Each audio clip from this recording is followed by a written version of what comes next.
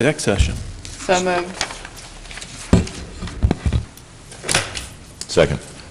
Mr. Pappas? Yes. Mrs. Stone? Yes. Mr. Earth? Yes. We're going to start off with the pledge, and I believe we have a young man in the audience who is going to lead us in that. You can come on up here, or you can stay back there. It's up to you.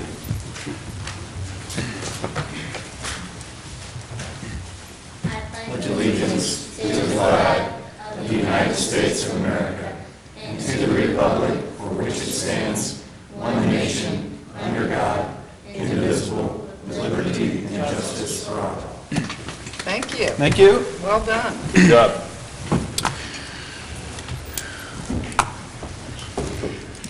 Motion to adopt the agenda. Second. Mr. Pappas? Yes. Mrs. Stone? Yes. Mr. Earth? Yes. Couple of presentations tonight, starting off with Ken Kushner from the Park District.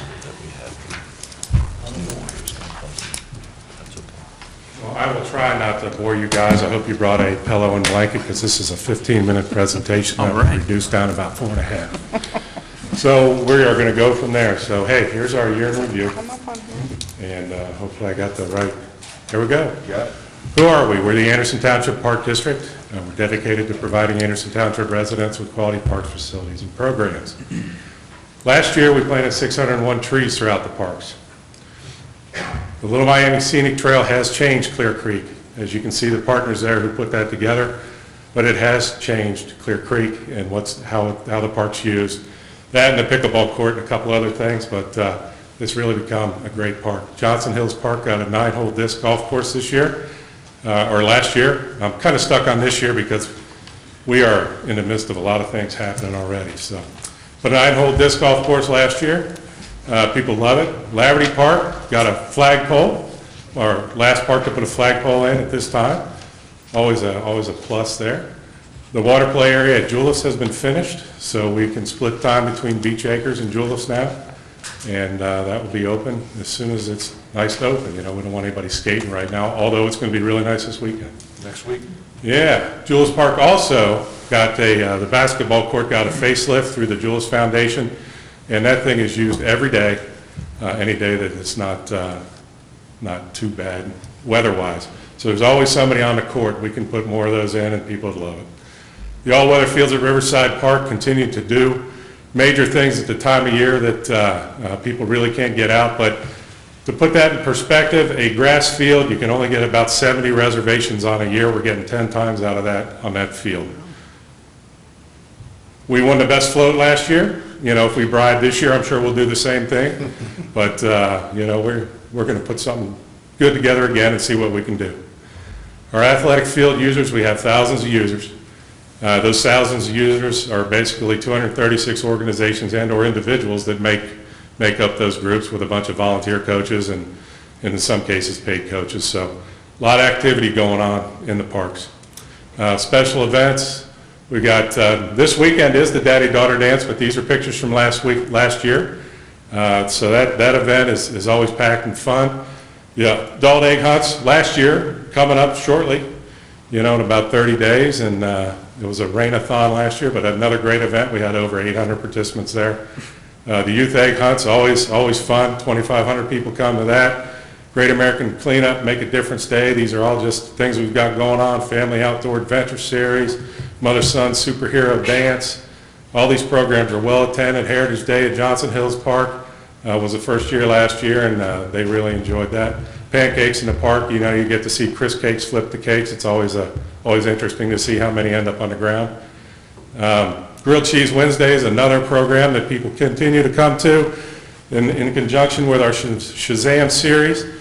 And, you know, we have bike riders jumping over kids. I know but he has a helmet on, it's all good. So, concerts and movies in the parks, you know, Watch Hill Bank and TP White and Sons have been sponsoring that for years and years and years now. And again, well-received programs. Greater Anderson Days, Anderson's biggest celebration. I think everybody knows about that. Farmer and Adele, we have to bring in 6 extra ponies to accommodate the crowd there to get everybody the pony ride that we promised. So always a fun event. Fair of the Arts, Trunk or Treat Fall Festival, Santa's Workshop, programs and leagues. You know, we have all kinds of adult programs, all the way from basketball group, beekeeping, guitar lessons, joy pain. You guys can read all this. Adult programs, learn how to lawn bowl, edible landscape. That one was a big hit this year. Adult leagues, co-rec soccer, cornhole, pickleball. You know, it's an active community. People are just making things happen in all kinds of age groups these days. Teen programs, 6th grade leadership training with the 6 Forest Hills School Districts, 6 Forest Hills School District elementary schools. Park parties, travel camps, better babysitters, home alone, all kinds of activities, youth programs, mini camps. Again, it's thousands of people in these programs. Instructional youth sports, recreational activities. I know I'm rolling through this really fast. I promised Vicki I would. And youth volleyball leagues, recreational, competitive. You may wonder how we get all that in. We get all that in by renting the school facilities, the local churches, Mount Washington Rec Center, and Mount Washington Elementary. How do we get all this done? A lot of volunteers. Last year, volunteers over 5,000 hours just in general in the parks, not everything that we've done, but that's over 5,000 hours of their time coming out to help improve the parks in Anderson. A special thanks to Stephen and Nathan there, and of course that's Terry with the school district. We've had long-standing programs with them for years and years and years. They come and do wonderful things for us over at Julius and at the Recplex. Of course, we can't get any of this done without the Board of Park Commissioners, so that's those guys, and they volunteer all kinds of hours. And without the residents, that wouldn't have passed. Pretty crazy. It was crazy language. Passed by the largest margin ever. According, of course, the fire and safety levy also passed, and along with great parks. Pretty incredible, and pretty proud of what happened there. So again, without the residents, none of this happens. So thank you to the residents. And winter, spring, summer, fall, parks are open 365 days a year. Come out and play Anderson Park since 1975. Thank you. And if anybody's got any questions, I'm here. I'm always in the office. Ken Dees comes over and talks to me all the time, so we'll see how that happens. There you go. And on behalf of the Board of Park Commissioners, thank you for your time. So that's all I got. Told you I'd run through it, Vicki, so we made it. Thank you, Ken. Thank you. That was great. Thanks, It's Ken. impressive. Always a great job. Really, great job.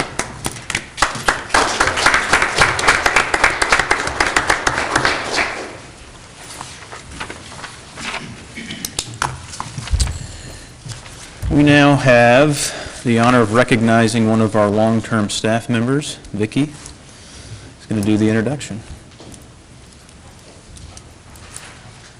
This evening, we are fortunate to honor one of our star employees, and that's Betty Cowan. Betty has been with us she just finished her 27th year. She started in the Planning and Zoning Department in a trailer in the parking lot up at the Operations Center. Had to run back and forth no matter what the weather to use the facilities and everything else. She has grown in her role with the township over the years. She now is our network administrator in charge of all of our computer and phone systems. She handles that admirably, deals with all kinds of daily crises when somebody's computer doesn't work or there's some other issue, and she handles it very, very well. And she's also risen through the ranks to become our office manager in charge of our clerical staff and our front desk staff. So with that, I believe the board would like to recognize you, Betty. If you'd like to come up, there's a resolution for your consideration. You want to read Where is it?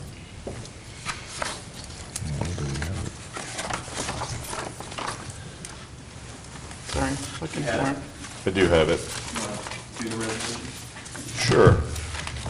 Whereas, first of all, it's a resolution of appreciation with respect to the services of Betty J. Cowan. Whereas Betty J. Cowan joined Anderson Township as a secretary to the zoning department on October 10th, 1989, became an administrative assistant, I guess that's 2, in 2006, administrative services coordinator in 2008, and advanced to office manager in 2009. And whereas Betty J. Cowan has served Anderson Township with commitment, loyalty, and dedication, now therefore be it resolved by the Board of Township Trustees of Anderson Township, Hamilton County, Ohio, that on the occasion of completion of her 27th year of service to the Anderson Township, Betty J. Cowan is hereby honored for her diligent and dedicated service to the residents of Anderson Township.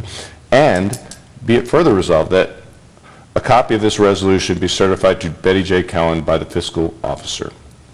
And, I didn't write this, folks, I'm just reading.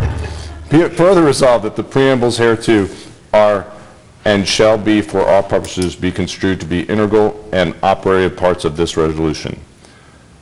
Be it further resolved, thank you, Vicki, that this board hereby finds and determines that all formal actions of this board concerning and relating to the passage of this resolution were taken in open meetings of this board, and that all deliberations of this board in any committees that resulted in such formal actions were taken in meetings open to the public in compliance with all legal requirements, including Resolution 121.22, except as otherwise noted. Do I have a second? Second. Thank you. Mr. Pappas? Yes. Mrs. Stone? Yes. Mr. Girth? Yes. Congratulations.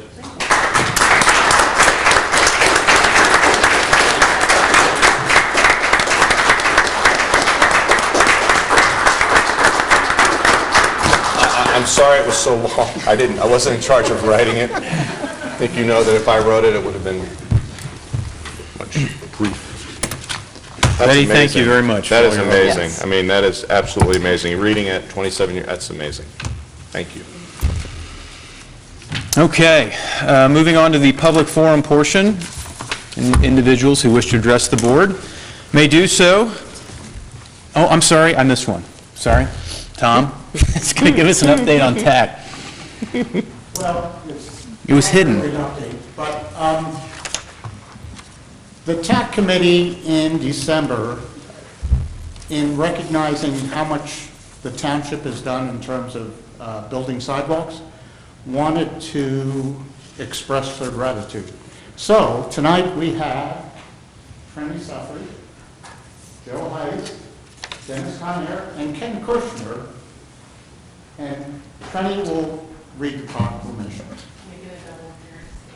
Hey, you guys are all work. Ken's making a double appearance. The Anderson Trails Project, in cooperation with Anderson Township, has built approximately 20 miles of sidewalks in the past 20 years. These sidewalks have been popular and well-used by Anderson Township residents. They connect our neighborhoods, give residents an opportunity to get into the community, walking for pleasure, fresh air, and exercise, or to get from one place to another. With the completion of the important Wolfango Connection and New Anderson Trails Markley Road project now in engineering, the Transportation Advisory Committee members applaud the Township Trustees and staff for their commitment to this project and hope for the continued support in this valuable resource. Thank you. Thank you. Thank you. Very nice.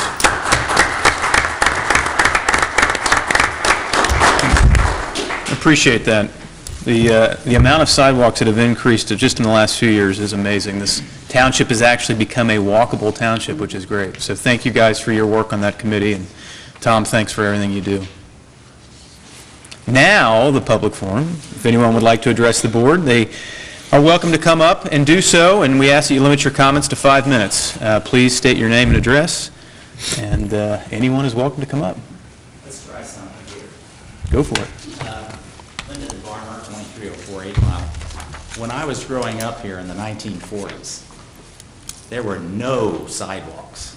I used to ride my bike down the middle of Clough Pike. Try that now. But I just want to say, God bless the sidewalks. I love them. And as an old man, it means a lot. Thanks. Thank you. Thank you.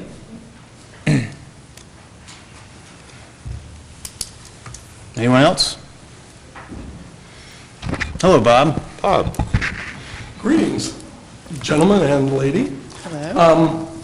It's been a while since I've had the pleasure of speaking to any of you. As a matter of fact, it's been almost 2 years. April 16, 2015, I believe, was the last date that I appeared before the trustees.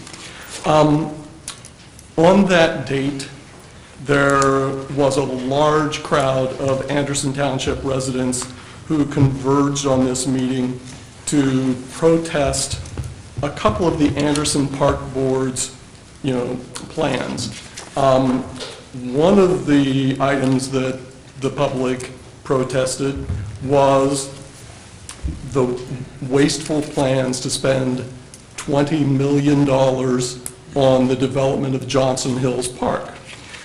The more, important issue that faced, the public at that point was the Anderson Park Board's approval of a plan to place a $25 million tax levy on the ballot to raise money to purchase and renovate the Beach Acres Recplex, which would cost only $8.7 million, according to the Park Board's figures. During that meeting, there were many people who spoke to the trustees and complained at the plans. The trustees indicated that you no longer had the authority to approve or disapprove tax levies issued by the Park Board.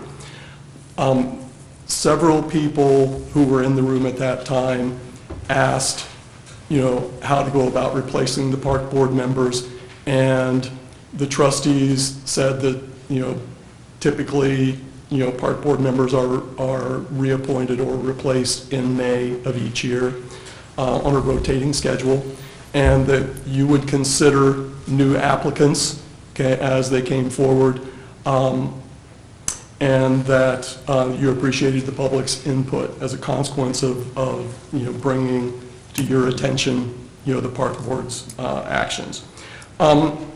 I have to admit I was a bit skeptical and didn't really believe that you would replace any of the Park Board members.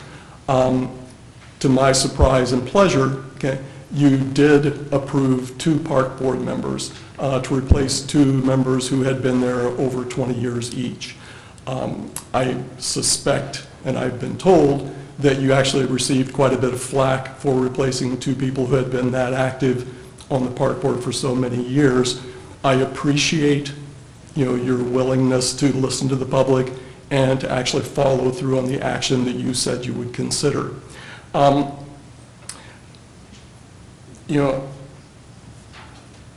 That brings me to the point that I would like to raise at this time, and I would like to ask for some additional information, if I may, if you can provide it. There is another member of the Park Board who participated in the vote to, issue a $25 million, tax levy to purchase Beach Acres Recplex, and who approves of the plan to spend $20 million on Johnson Hills Park development, who is up for reappointment this year. Okay, and I hope that you will continue to remember, the outcry of the public, almost 2 years ago. And I'm curious to know if you can outline for us the process of applying to become a Park Board member, and if there are specific characteristics that you're looking for in individuals who might be interested in becoming a Park Board member.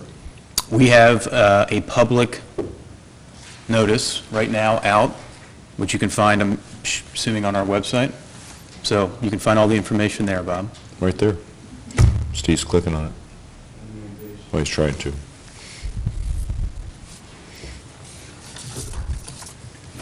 And We have till the 28th. until February 28th. Yep. Excellent. This is posted on February 1st, and on Facebook page as well. Thank you. I appreciate it very much. And once again, I want to say, thank you for listening to the public in the past and for taking action. I appreciate it very much. Thanks, Bob. Thank you. Thanks. Thanks for bringing that up. I mean, just helping to say the date in this forum will make it stick in people's minds, so I appreciate it. Anyone else? Okay, close the public forum session. Trustee comments. Mr. Pappas? I get to start? Sure. Thanks. First off, I just wanted to say, sorry I wasn't here last month. I appreciate you excusing my absence. Secondly, I'd like to acknowledge my 2 fellow trustees. Last night I was at the Nagel Middle School, there was a heroin task force meeting, is that the title? And we had, what, 50? Yeah, that's about right. We had 50 residents in the township that attended that meeting. It was just a really good informational meeting, exchanging ideas, information, how to move forward, and it really was nice to see the public involvement in this, epidemic. And I think you guys did a great job, and I think you should be saluted publicly for organizing that event, and it was just really nice to see the public there. Secondly, there were some questions brought up at that. Just like to remind the public that we do have a drop box for drugs here in Anderson Township that some people didn't know about. I know it's on the website, but people might be watching on TV, you might not know, but we do have a place here in the township at the police headquarters to station to drop off prescription drugs at any time it's open. So you can come safely dispose of your excess drugs, and I suggest from last night that you go through your house and maybe do that, take your excess drugs and get rid of them in a safe and efficient manner. Also, I'd like to say how nice it is that we had the announcement that we met our goal for the Veterans Memorial, and I just wanted to thank everybody that was involved in that, because that was a big goal of ours to get done, so it's done. And I wanted to bring one other thing up that we'll be discussing a little bit later, energy consolidation. I was amazed. We received a letter from the company that was contacted by one of the residents concerning her rates that she was paying and how much she would save. And I just want everyone to hear this and know she was paying an electric rate that was triple what she will be paying under the new plan, and a gas rate that was double. So even though we did a great job with our old plan, this new plan looks like we're going to be able to save our residents a boatload of money, and that's a good thing. So I just wanted to bring it to your attention. Most people, it's not glitzy and it's not real sparkly, but you know what, that's money in your pocket. So I just wanted you guys to be aware of it. That's all I have. There's a lot, but Yeah. Mr. Pappas, yes, if I may. yes, Vicki. Just, the prescription drug drop box is open from 8 to 4:30 at the district. Thank you. Great. Thank you, Andrew. you. Yeah, I just want to, first of all, well, Betty's gone, but recognize Betty again. And then also the TAC committee. I had the pleasure of attending one of the subcommittees last week on the trail, the new plan, I guess, the updated plan. And I know there's people that put a lot of work and a lot of passion, and I agree, God bless our sidewalks. I mean, I love having them. I'm a walker, and I use them all the time, pretty much every day, and I'm just thrilled that they're, now you can walk to somewhere, which is really important to me. I don't like to just walk. I like to walk to somewhere so that there's a destination at the end, and I think that's great, and I think it really sets our community up to be in the forefront on this. So thank you for your work on that, and everything Andrew mentioned is a great thing to working on, and we're pleased to be doing those for our citizens. Thank you, Dee. I would echo everything you guys just said, and I also want to acknowledge Ken again for being here. I don't think it goes without any question the Park District is a huge asset to our community, as is the school district. And case in point, we all have committed to work together and continue to work together, I should say, on various things. If nothing else, just talking together about how we're all going to continue to work together. And so we're going to do that in a formal setting on the 28th, February 28th at 2 o'clock, somewhere here maybe? We haven't selected a Okay. location yet. We're working through that. Well, it'll be a public notice at some point, so. But anyways, it's just, we're going to get together, the three entities, and talk about how we can collaborate on other things, so I just want to make that announcement. That's all I got. Great. Ken, you're up. Thank you. We actually have two sets of financial reports, one for the year ending in 2016. That reflects our revenues were higher than what we had estimated, which is always a good thing, and our expenditures were under what we had budgeted for, so that was a good end of the year. We have the end of January financial reports. However, they don't show too much because of the tax collections coming in from the county are coming in very slowly, and expenditures have been basically put off until we bounced till the end of the year, so we don't have a lot of information with those reports. We are working right now from our preliminary budget, our tax budget, our temporary budget. We have to approve our final budget by the end of March. We will be giving out information to the board at our interim meeting in March, and hopefully we'll have some discussions. There will be some changes to the tax budget because at that time we did not know whether the levy was going to pass or not. So some dollars will be switched around. There will not be significant increases, but we have to tweak that budget a little bit, and there have been some changes since July of last year, which we will address in the permanent budget for the end of March. No appropriation changes, so that brings us to approval of minutes. I move to approve the minutes of December 15th, 2016, our special meeting. I move to approve the minutes of January 9th, 2017. Do we have to do them? Let's do them separately. Do we have to do them all separately? Let's do them separately. Because- Sorry. Yeah. because Second. we weren't- Second. Mr. Pappas? Yes, Mrs. Stone? Yes. Mr. Girth? Abstain. because Okay. Josh wasn't here at that meeting. Okay. so. And I move to approve the minutes of the January 19th, 2017 meeting. Second. Mr. Pappas? Abstain. Mrs. Stone? Yes. Mr. Girth? Yes. I wasn't at that meeting. I move to approve the minutes of February Finally. 2nd, 2017. Second. Mr. Pappas? Yes. Mrs. Stone? Yes. Mr. Girth? Yes. Well done. All done. Thank you. Thanks, Ken. No law director report tonight. Planning and zoning, anything, Paul? Yep, thank you. Sheriff, Lieutenant Matt Guy. Good evening. Hey, Matt. There are a couple items on the agenda for us to deal with. The first is, there was an application for a liquor license. It looks like it's a renewal for Kroger Limited Partners, located at 7528 Beachmont Avenue. Due to the physical location of that building, we have no objections to this liquor license. Is it a renewal or transfer? Is it a transfer? It's a transfer. Okay. Not that that matters. Anytime it's a new renewal or a transfer, we're just required to investigate the physical location and report back to the state if it's within 500 feet of a school, daycare, those type of things, or if we've had any issues, and we have not. All right. I move not to object to a new liquor license for the new liquor license request for Kroger Limited Partnership 1 LP located at 7528 Beachmont Avenue. Second. Mr. Pappas? Yes. Mrs. Stone? Yes. Mr. Girth? Yes. It's in the old Uno spot, right? Yes. Yeah. The second item I have on the agenda is, we're doing it a month early, just because we have an opportunity to do so. I've got a resolution drafted before you to purchase 3 new police vehicles, 3 Ford Explorers, and the equipment. Once they are ready for the street, we will go ahead and sell 3 of the surplus cars that have aged out. We're on a 7-year rotation with the vehicles.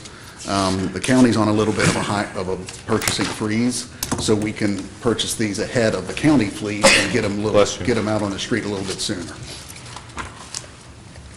I move to authorize the purchase of police equipment pursuant to Section 505.101 of the Ohio Revised Code.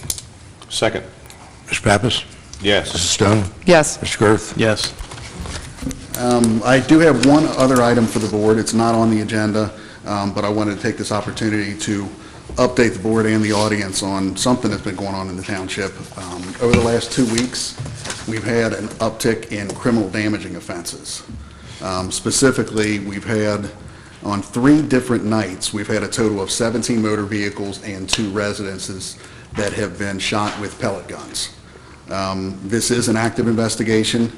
Some of the victims here were actually repeat victims. I mean, the one individual on 776 Asbury, his car window was broken out. He fixed it. It was then broken out again, and then a third time they shot the windows out of the front of the residence. There's another residence that was victimized twice on Asbury and another one on Forest. We went ahead and put together a map of the route. We do have some physical evidence to support the theory that they are operating in a motor vehicle. These are not anybody on foot. It's in a motor vehicle. They are pellets, not BBs. We've taken statements from all the victims, and then we've made an attempt to re-interview the victims, just to really have them think again to make sure that they don't have any common enemies, anybody that might be doing this with intent. The common denominator we're seeing is, for the most part, these are houses that are close to the roadway. The vehicles are parked in the driveway, and there's nothing common between. There's some elderly people that live by themselves. There are some working families. There are some high school and college age kids. It appears to be completely random. However, what we've done is, again, there's no physical evidence to link to a suspect as of yet. We're re-interviewing the victims. We've got most of them re-interviewed. In addition to that, we've put out messages through our neighborhood watch group and through nextdoor.com, encouraging parents to talk to the teens in their house. We know they're at least driving age. That doesn't mean that they're teenagers or high schoolers. They could be in their early 20s. But we're asking them to just kind of start the conversation and see if they're hearing anything, whether it be rumors or anything like that. As you can see, this is the last night. Chaswell is a little bit off the beaten path. That family, they've got young kids. They are self-employed, kind of off the beaten path. Somebody definitely knows the area, because they go straight from Chaswell up Asbury and then across Forest, and then on one instance they went up Nordyke and then on to Beachmont to Audi. So it's the same thoroughfare every time, and it's a cut-through route. Almost all of them except for one were on the right side of the roadway. So what I envision is that somebody's driving and then somebody's on the passenger side shooting, and they're not stopping, they're just doing it as they're moving. So there's multiple shots on the vehicles. Some hit the windows, some hit the body, so it's no precision shooting or anything like that. It's just people, for some reason, they think there's a thrill, but there's serious property damage. There's a large dollar amount towards these repairs. And we are continuing to do everything we can to put all of our efforts into solving this. Again, these are misdemeanors, but it's totaling up to 19 misdemeanors, and it's problematic, so we're being very, very proactive on this. If you find out that it's the same person doing it, is it still a misdemeanor crime, or does it become a felony at some point? No, it's still a misdemeanor crime, because each one of these are technically separate offenses. However, what we would do is we would put it all in one package. We would charge with all 19 counts. We would present it to the prosecutor's office, and we would work with the prosecutor and the assigned municipal court judge to ensure that at the very least there is probation attached to the sentence on this, and that full restitution for all of the victims would be contingent on probation, meaning even if probation was only a year, it can be contingent that that probation continues until every last dollar is paid. Now, because this is a misdemeanor, not a felony, we can't get any reward. Crime Stoppers involved. They only deal in felonies. Yeah, through Crime Stoppers, I know they accept donations, and they have other fundraising mechanisms. I was surprised to find out that they weren't providing any funds for misdemeanors. No. I was led to believe that they had two different accounts, one for felonies, one for misdemeanors. But that's not the case. They will still accept our tips, and when 19XIX reported this, both on Super Bowl Sunday and then again I think it was this past Monday night, they indicated that anybody with information should either call Crime Stoppers or call our agency with information. Well, thanks. I mean, I know it's an impossible task. I just hope that somebody steps forward and gives us a tip. And to find somebody committing a crime in progress, it's hard enough when they're going through the neighborhoods and they're breaking into vehicles. That's hard to detect as well, because when it's very quiet out, even if we get a prowler run, these guys are listening, and they hear the engine of the police officer that's trying to get there fast, and then they hide. This one's even harder. It's a needle in a haystack, and that's no excuse. I mean, we're working on this, and we're going to do everything we can to try to find out who was responsible. But as you look, these routes, I mean, the first one, I think it's like 2.5 miles, and it's got like a 5 or 6 minute drive time. So it's nothing that really can be detected by the patrol officers. They're in the neighborhoods, and they're checking for people on foot and prowlers and things of that nature. But when it's somebody just driving by, And again, the pellet guns aren't going to make much noise. If they hit the windows, it's tempered glass. It's going to penetrate it, but it's not going to break it. It won't shatter until the person closes their car door the next day. So it's a little hard to catch it in progress. However, we are saturating that area at night in attempts to do so. Make some probable cause stops, see if we have some teenagers in cars, and maybe get a consent to search and see if we can, maybe get lucky. Okay. Thanks, Matt. Okay. Thanks for the update. Thank you. You're welcome. Richard, Public Works. Good evening. I have two items before the board tonight. Of course, the first one is to certify the annual road mileage for the state. We keep very detailed records. Sometimes these lag behind depending on when the subdivision comes online. I would like to point out that we talked about growth and sidewalks and trails and those things. I've been around for most of those projects over my last almost 15 years. When I started in Anderson Township, we had just over 110 miles of road inventory. So when we were in an area where we thought we were built out, so to speak, our inventory has increased by almost 10% just in my time here. So, but what you have before you is to certify the new road mileage at 120 point change. I move to certify the 2016 annual road mileage as submitted by the Ohio Department of Transportation and the Hamilton County Engineer's Office and as kept on file in the Township Public Works Department. I second. Mr. Pappas? Yes. Mrs. Stone? Yes. Mr. Girth? Yes. Currently 6 new subdivisions in the works, Yeah, too. that number will go Yeah, up. yeah. The second item I have, of course, for the board is to begin maintaining our inventory on an annual basis. We do a paving or a curb program. We alternate programs, team it up. We do that for economy of scale. It is a better fit for our contractors to bid all paving one year, all curb work the previous year. Last year, we performed over $1 million worth of curb work in some of the states. Over 50,000 feet of curb and sidewalks were repaired on 23 different streets, almost the entire subdivision. What you have before you, though, would allow me to start to prepare the bid materials to go out on the paving process of those streets we did the curb on last year. I move to authorize bidding for the 2017 street rehab. Second. Mr. Pappas? Yes. Mrs. Stone? Yes. Mr. Girth? Yes. That's all I have. Thank you, sir. Thank you. Fire and Rescue, anything? Thanks, Chief. Vicki, bring us home. Yes, and Mr. Severs has the first several items.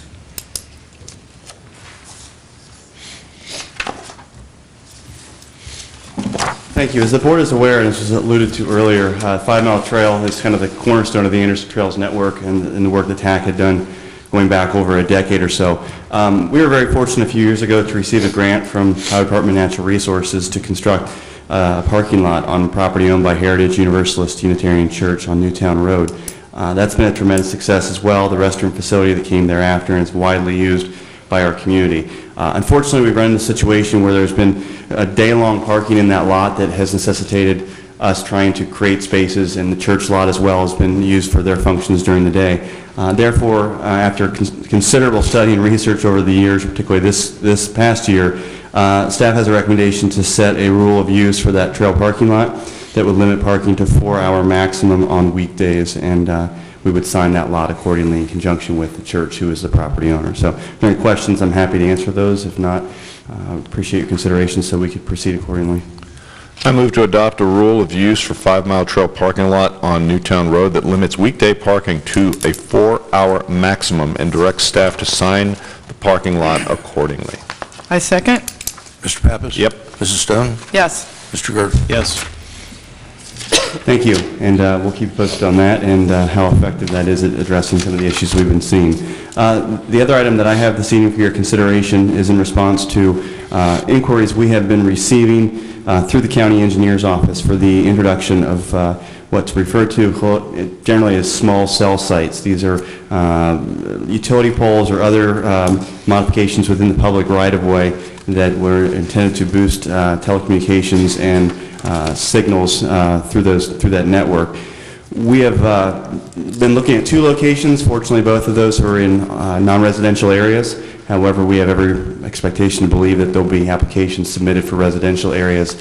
And as we feel that there's additional research that's needed and additional research that's currently underway, the county prosecutor's office and other agencies, that the board consider a temporary moratorium on the further installation of any of these such devices in the residential areas of Anderson Township. This will be a 90-day moratorium. Hopefully we'll have the response and more information at that point in time. So, I move to adopt a resolution imposing a temporary moratorium of 90 days upon the processing, approval, and issuance of any permits relating to the construction, installation, and/or modification of micro-wireless telecommunication facilities within the rights-of-way and/or residential areas of Anderson Township, Ohio. Second. Mr. Pappas? Yes. Mrs. Stone? Yes. Mr. Girth? Yes. thank you. We will make sure this gets to the county engineer's office and ODOT as well. So, thank you. Thank Sure you. they're expecting it. The next item we have for the board is a resolution which, if approved, would authorize execution of a cooperative agreement with Brandy Corps. The board has the statutory authority to utilize tax increment financing dollars or payments in lieu of taxes in order to further economic development by paying for demolition of structures that leads the way to redevelopment of a site. The board has a resolution before it which would authorize a payment of approximately $17,000 for the redevelopment of the property located at 7637 Beachmont Avenue, which is the former Buddy Rogers site, which is now Main Source Bank. I move to adopt a resolution authorizing the execution of a cooperative agreement with Brandy Corp. LLC. Second. Mr. Pappas? Yes. Mrs. Stone? Yes. Mr. Girth? Yes. Thank you. Next item is the board and our township residents are very proactive when it comes to recycling and keeping waste out of the mainstream if we can by recycling those items. This community has won the Best Township Recycling Award for 2015 and 2016. And what we have tonight is a solid waste management plan that has been updated over the last 2 years by Hamilton County Solid Waste Management District. This plan supports a lot of the items that the township has been doing. It was developed through a steering team, the update, which included township resident and Anderson Township Park Commissioner Tom Turchiano, who served as a representative of the public on this plan update. As a result of the update, the Hamilton County Solid Waste Management District will continue its residential recycling incentive program, which benefits the township. We do get funding from that source. It will renew its emphasis on commercial recycling programs, emphasize advertising to increase residential waste diversion. They're focusing on food waste as well this year. And the district is also going to be working with the Hamilton County Sheriff's Office to try to dedicate a deputy toward the investigation of illegal dumping and enforcement of existing laws. As part of this plan, the district's disposal fees will remain stable at $1 per ton for in-district waste. The entire plan, should the public wish to review it, is on hamiltoncountyrecycles.org. Again, staff recommends the board's support of Hamilton County's plan, and there is a resolution before you. I move to adopt a resolution approving the update of the solid waste management plan of the Hamilton County Solid Waste Management District. Second. Mr. Pappas? Yes. Mrs. Stone? Yes. Mr. Girth? Yes. Thank you. The last item we have this evening is the annual request to renew our membership with the Center for Local Government. The membership fees for 1 year are $3,825. What we receive through that is an opportunity to participate in a leadership academy, which helps to train staff, helps to encourage their leadership skills, their management skills. There is a code bank that CLG is going to form this year where they periodically send out what they call spot surveys for the member jurisdictions, which include townships, villages, cities, and Hamilton County. And we collectively, through this program, share knowledge, we share ideas, we're able to ask questions of each other and obtain policies that are drafts, so we're not reinventing the wheel when we find something else that someone has done that's suitable for our community. We also participate in the Center for Local Government Benefits Pool, which keeps our health insurance costs low, and we are a member of the Public Works Mutual Aid Agreement. The Center for Local Government compiles all of the equipment that is available through the different public works agencies of its members, and that equipment list is available to us should there be an emergency or some other need. In addition, I currently serve as Vice President of the Board of Trustees of the Center for Local Government. There is a motion before you requesting that you renew our membership. I move to authorize renewal of the township's membership in the Center for Local Government for 2017 at an annual rate of $3,825. Second. Mr. Pappas? Yes. Mrs. Stone? Yes. Mr. Girth? Yes. Thank you. That's all we have this evening. Thank you, Vicki. Thank you. Our next regular meeting will be March 16th at 6 o'clock in this room. Citizens should call Andrew Pappas at 688-8400 to confirm if they have any comments or questions. You want to give them your cell phone number? No, I'll give out yours, thank you. And with that, do I have a motion to adjourn? So moved. Second. Mr. Pappas? Yes. Mrs. Stone? Yes. Mr. Girth? Yes. Thank you for coming, everybody. Thank you.